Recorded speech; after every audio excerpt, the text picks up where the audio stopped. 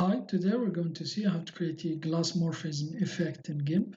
I will put the link of this image in the description box. So first we need to duplicate this layer here, so click on this icon. And now go to Filters, Blur, Gaussian Blur. And now I'm going to blur this layer, so here like this. I think here it's okay. So let's uncheck the preview. So here's the before, here's the after, and now press OK. And now I'm going to select the rectangle selection tool. So here are the settings I'm using. Make sure to check the rounded corners. So here's the radius, it's 55. And now I'm just going to create selection. So here like this. So here and now press center. And now select the blurred layer, right click on it, and then check and then add layer mask, and then check the selection layer mask, and then add. So as you can see, the selection layer mask just kept the selection here from the blurred layer. Since in layer mask the white represents opacity and the black transparency, it filled our selection with the white here, which made the layer visible. And now I'm going to remove this selection, so go to Select, None. And I'm going to press the plus key on my keyboard to zoom in, select the Move tool.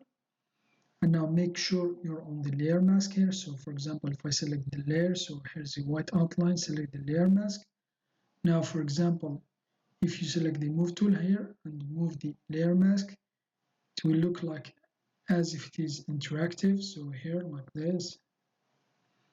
So if you go over here, the layer boundaries here, the image boundaries, as you can see, it had cut the layer here, layer mask here we created. So Control Z to undo, then Control Z again. So here it is to go back. So now, for example, I'm going to place it here, and now right click, apply layer mask. And now we're going to stylize this blurred layer here. So we're going to add bevel, go to filters, decor, and then add bevel. Make sure to uncheck the work on copy and keep bump layer. And for the thickness, I'm going to go with 5 and then press OK. So here it is.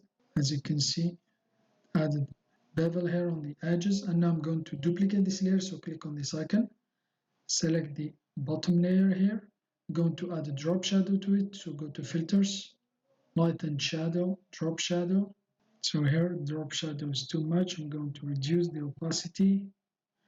Let's see the preview. So here like this, I'm going to bring it a little bit inside. So here, just want to give a slight drop shadow. So here like this, and now press OK. And now I'm just going to add an inner shadow here. Just select the top layer, right click on it, alpha to selection to make selection from what's inside this layer.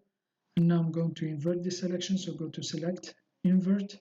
And now go to Filters, Light and Shadow, and then Drop Shadow Legacy, this time this one here. So now for the settings, what I'm going to, for the offset X, I'm going to use 10, and for the offset Y, 10. The blur radius will be 50 here. The color white, and the opacity, I'm going to go with 40, but you can also control it afterward.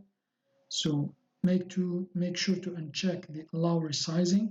Don't check it, and then press OK. So here it is, and now go to Select, None to remove selection. So as you can see, so select the top layer. This is the drop shadow legacy layer. So here it is. Now here we can still, for example, control the opacity. Let's see the before and after. So I think I'm going to leave it here. So right click, New from Visible. So here it is. That's how you can create a glass morphism effect in GIMP. Thanks for watching. Have a nice day, and till next time.